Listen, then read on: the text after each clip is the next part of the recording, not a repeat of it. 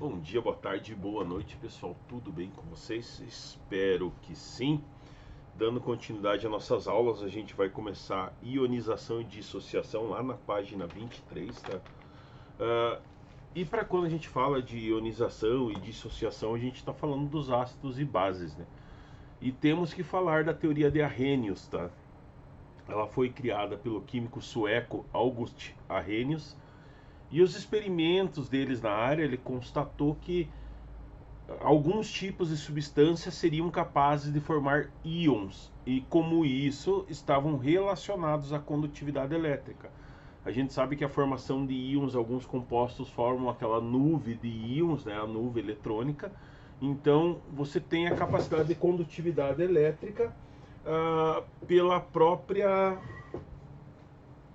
organização dos elétrons quando é colocada uma corrente elétrica nesse composto. Então ele verificou que algumas soluções aquosas eram capazes de conduzir eletricidade e outras não eram capazes de conduzir eletricidade. Arrhenius percebeu também que seria possível definir o caráter ácido-base de um composto se colocasse ele em contato com a água. Então a água acabava fazendo essa dissociação, quebrando esses íons, tirando esse caráter ácido do componente, de alguns componentes, tá? Nem todos os ácidos são dissociados em água, tá? Para Arrhenius, ele colocava assim que um ácido ele liberaria íons, né? H+ em solução. Então ele liberaria esse H+ em solução. Já uma base ia gerar íons OH-, tá? OH na água.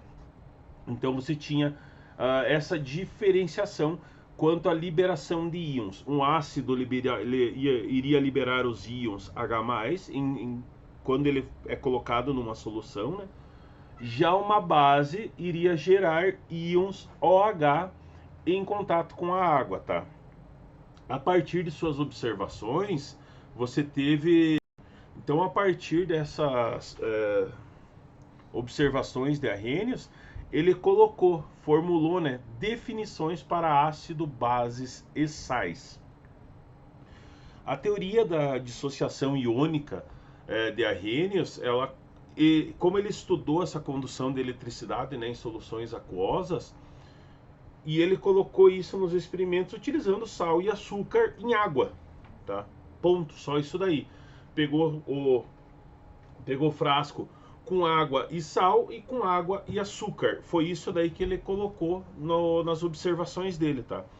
Ele observou o seguinte, que quando colocado o açúcar na água, ele sofria uma subdivisão, tá, em moléculas neutras e acabava não conduzindo eletricidade. E por isso ele foi classificado como um não eletrólito. O sal, ele teve um comportamento oposto.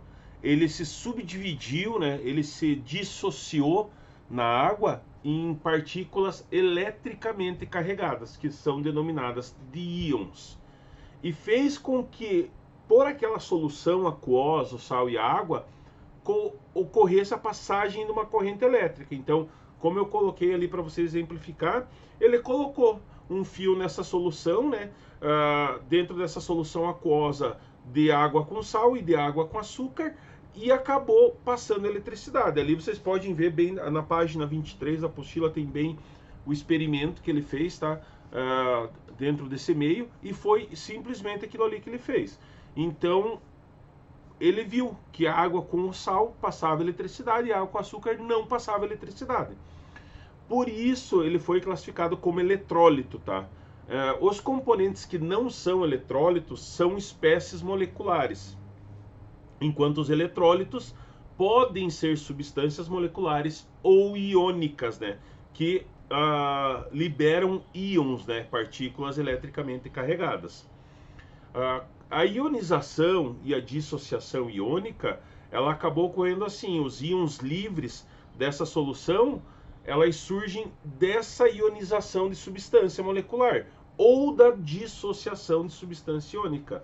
Então, esses íons fazem com que ocorra a condução da eletricidade, e nesse processo, assim, como as ligações são covalentes, né? No processo de ionização, essas ligações covalentes elas são quebradas, né, são desfeitas, e sobram os íons que são formados na solução. Então, no caso ali, você pega o sal é dissociado na solução aquosa, né? O meu sal que eu tenho ali, o meu cloreto de sódio, ele é dissociado porque ele é formado por ligação covalente. O que acontece na ligação covalente, pessoal? Os átomos compartilham elétrons, né? E acaba assim ocorrendo a quebra dessas ligações, né? Desses compostos moleculares são desfeitos e os íons são formados nessa solução. Eu tenho como exemplo isso a ionização do ácido clorídrico, tá?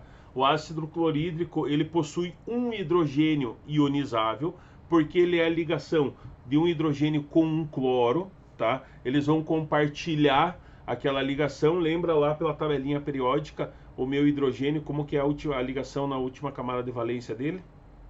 Então ele vai ter essa dissociação, tá? Como ele tem esse íon que pode ser ionizável, que ele faz ligação covalente, né? Então ele pode ser ionizável, pode ser desfeita essa ligação. Quando ele se liga à molécula de água, ele vai formar um íon hidrônio, que é ligado à água, tá? Então, esse hidrogênio, que é ionizável do ácido clorídrico, do HCl, né? Ele vai se quebrar nessa ionização e vai se ligar à molécula de H2O, formando um íon hidrônio, tá? O cloro, nessa reação, por sua vez, vai atrair o par de elétrons para si mesmo, porque ele possui maior nível de eletronegatividade. Pega a tabelinha periódica de vocês, dá uma olhadinha lá, os elétrons da última camada do cloro, então ele tem a tendência de puxar, né, de receber elétrons. O hidrogênio, por sua vez, ele tem só um na sua camada de valência, então ele tem a tendência a doar esse elétron pro cloro, que vai ser dissociado nessa solução na solução de água, né, formar essa solução aquosa. Então, o hidrogênio que sobra, ele vai se ligar à água, formando o íon hidrônio, porque ele vai ter esse compartilhamento com H2O, com a molécula da água. O cloro vai atrair o par de elétrons para si, por ele possuir maior eletronegatividade. Então ele tem essa característica de atrair o elétron para si. A dissociação, no processo de dissociação, o composto ele vai ter suas ligações iônicas rompidas, então vai quebrar a ligação iônica, liberando íons na solução.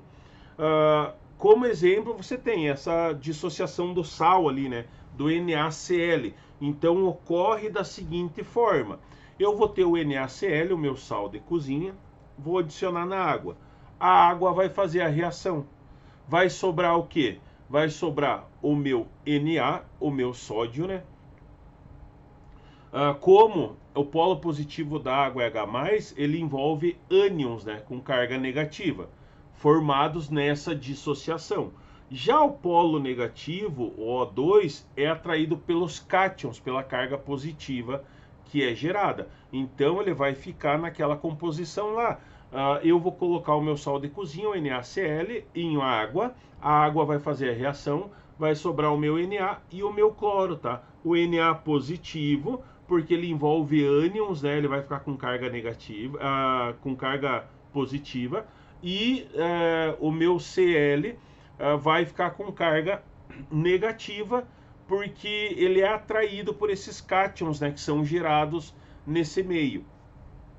Então ele definiu, Arrhenius definiu os ácidos dessa seguinte forma. Então, liberar esse hidrogênio na solução é uma propriedade comum a todos os ácidos.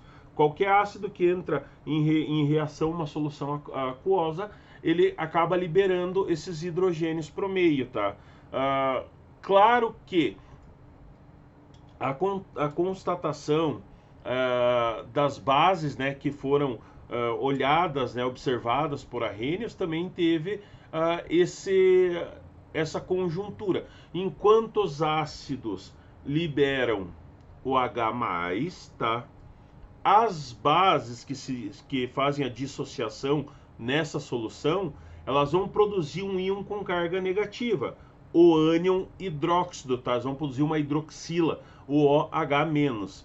O ácido libera quem? Vão produzir quem? Vai produzir o íon com carga positiva, o cátion hidrogênio, H+, tá? A base, quando ela ocorre a dissociação nessa solução, ela vai produzir um íon com carga negativa, o ânion hidróxido, tá? O OH-. Então, de acordo com essa definição, a hidroxila, né, OH, seria uma propriedade comum a todas as bases. Então, todas as bases que fossem colocadas ali em solução aquosa iriam liberar essa hidroxila. Se eu pegar o meu NaOH, colocar numa solução aquosa, ele vai liberar o sódio e vai ficar hidroxila OH. Se eu pegar o carbonato de cálcio, o meu CaOH2, ele vai liberar o cálcio e vai ficar duas hidroxilas, tá? Porque são aquelas que estão ligadas. Então ele acabou chegando a essa conjuntura, que você tem essa funcionalidade que se o ácido se ionizou, quando ele foi dissolvido na água, ele se ionizou, ele vai produzir um cátion, exclusivamente hidrogênio, tá? Positivo.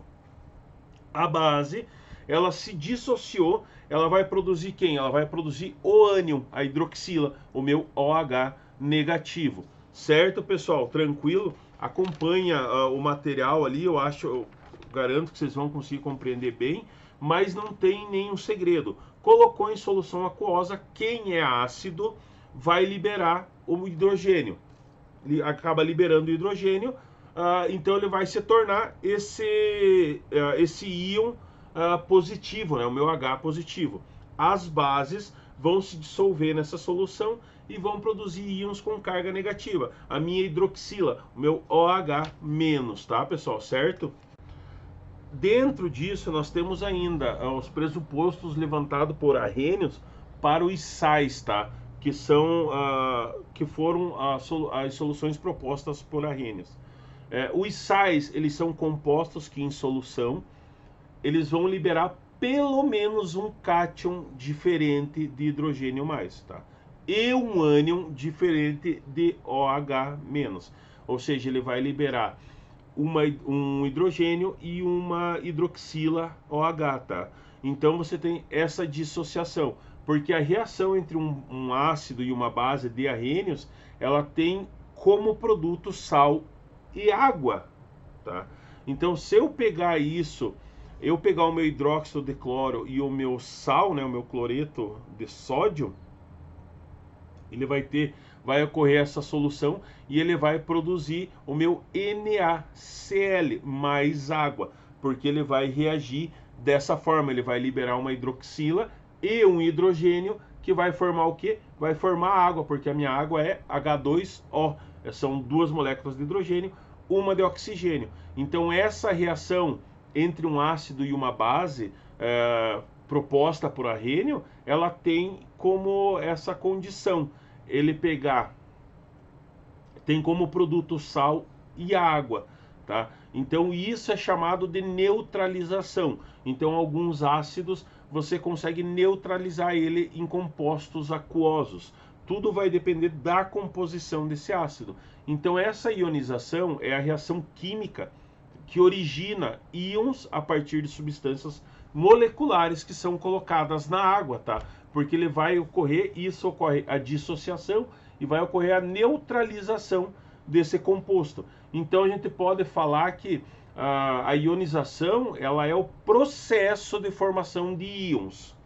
Os ácidos são exemplos de que substâncias que sofrem ionização, substâncias que sofrem ionização quando são colocadas em água. Então, se eu coloco um ácido em água, vai sofrer a ionização. Vai ocorrer a formação de íons quando são adicionados à água. Aí tem os processos dessa formação, né? Porque quando a gente coloca em água, por exemplo, o ácido clorídrico, que é um ácido muito forte, o HCl, ele vai sofrer ionização. A ligação química entre o hidrogênio e o cloro é quebrada e vai formar aqueles íons H+ e cloro-, que são circundados pela água. Então eu vou ter quem lá? Eu vou ter o meu HCl, o meu ácido clorídrico, coloquei água, vai sobrar quem? Vai sobrar o meu hidróxido, o meu H+, e o meu cloro menos, tá?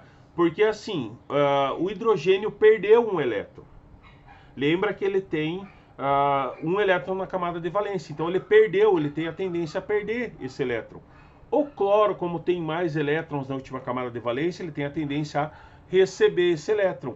Só que o hidrogênio ele precisa se estabilizar, então ele se une à água, ele se une à molécula da água, H2O.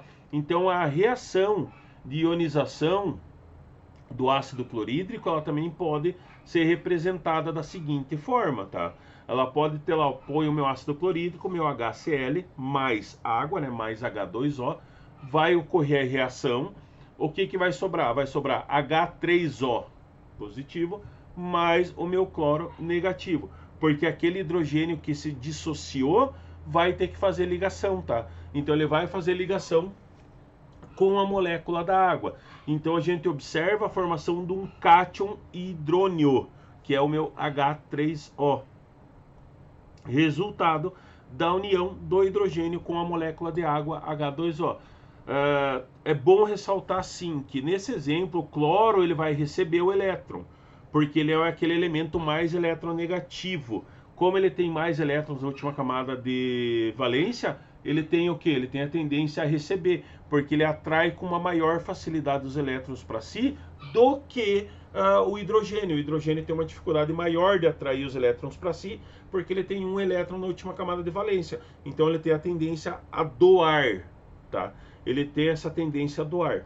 E isso forma o que a gente chama de energia de ionização, ou potencial de ionização, que é uma propriedade periódica, né, que indica a quantidade de energia que é necessária para transferir o elétron de um átomo em estado fundamental, para ocorrer essa transferência de elétron de um composto para outro composto, tá?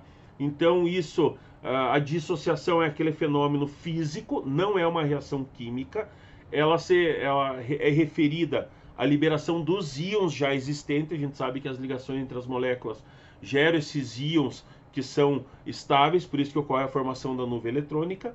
Então acaba essa liberação dos íons existentes a partir de um composto iônico, que no caso é a água, né? A principal diferença que nós temos da dissociação e da ionização é que a ionização forma íons, né? São formados íons, e a dissociação, os íons já existem, eles se separam, tá?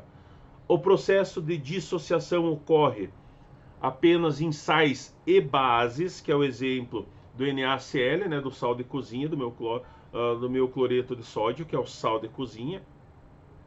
E a dissociação e a ionização, elas são processos bem importantes para que ocorra as reações químicas no meio, tá? Porque como você tem esses íons livres, eles são mais reativos do que as moléculas, porque ele tem esses íons de ionização. Sempre lembre que a gente viu ali atrás, ocorre aquela formação de elétrons, aquela formação ela ocorre pela ionização. Os elétrons ficam muito ativos, então você tem essa facilidade nessa quebra, nessa ionização, nessa formação, né? Essa liberação de íons livres para o meio. Certo, pessoal? Espero que tenha entendido. Eu coloquei o material em anexo ali, vou colocar mais um videozinho de referência para vocês dar uma olhada, tá? Para que não fique dúvida. Fiquem bem, até outra aula. A Olin deu uma olhadinha na tabelinha da página 25, que tem assim, os ácidos mais comuns e as suas ionizações e dissociações mais comuns também, tá? É claro, você não vai ter que saber de cor todas essas reações de ácido, mas aquelas ali são as mais comuns do meio, usualmente, né, as que são mais utilizadas e as que ocorrem de uma maneira mais normal no meio. Fiquem bem, até a próxima aula, um grande beijo.